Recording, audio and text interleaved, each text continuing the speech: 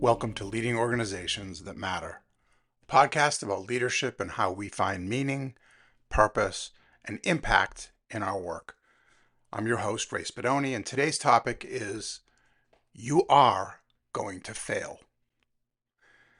I listened to a podcast some time ago about Navy SEAL training, which is, to say the least, rigorous. Candidates for this exclusive, highly specialized, elite group of soldiers must undergo considerable physical and psychological training to make sure that they are ready to accomplish extremely challenging missions. The description of the training made me cringe and wonder whether I would have ever been able to complete such a regimen when I was younger. The part of the podcast I found most interesting was the psychological preparation the candidates must go through, that they must endure. Trainees are told repeatedly and assertively that you are going to fail. Individually and collectively, those who hope to become Navy SEALs must contend with an onslaught of constant reminders that the task is nearly impossible and that their actual chance of success is minimal.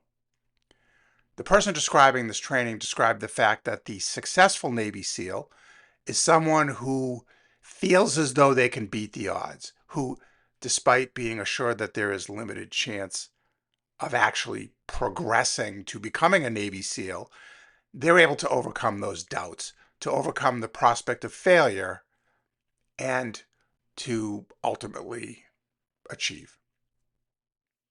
I believe there's great applicability here to how we search for successful leaders in our organizations and how we become successful leaders ourselves. Now, I would never recommend that we ask our candidates to swim through dangerous waters or pass onerous survival tests, of course, but I do feel it makes sense to understand their past failures and then how they overcame them. I recall very well one of my first mentors, Craig Anderson from Ernst & Winnie, as it was called at the time. Now it's Ernst & Young, based in Boston. We were hiring a new member of our consulting team, and we met several exceptional candidates, really exceptional. Everyone on our team selected a top choice, someone with impeccable credentials and who interviewed very well and who we were quite confident would be successful. In the final internal decision meeting, Craig said something that I'll never forget. He said, "I like her as a candidate a lot, but I'm bothered by the fact that she has no failures and can't speak to what she learned from them." I remember thinking that that was odd, but we moved on. Craig let us hire her, and we appreciated his support. She started strong, was a very hard worker. She showed great instinct and insight, and we felt that she fit in with our team quite perfectly. And then some 6 months later, there was a major problem with one of our clients, and a big part of that problem tied directly to her work.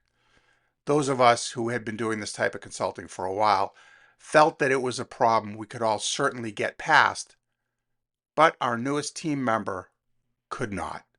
It devastated her, and she had an incredibly difficult time recovering.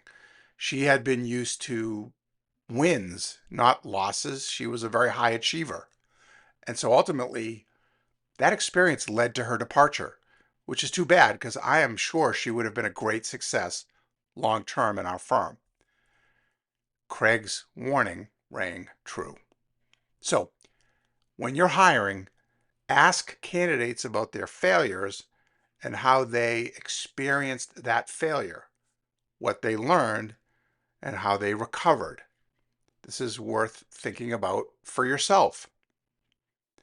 We all fall down, but long-term success has much more to do with how we get up and keep on going than truly anything else.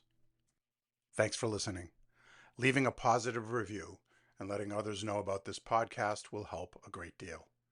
My mission is to help empower organizations that matter by supporting those who lead them. I offer coaching, mentoring, and consulting services. You can learn more about me and my work at raysbedoni.com.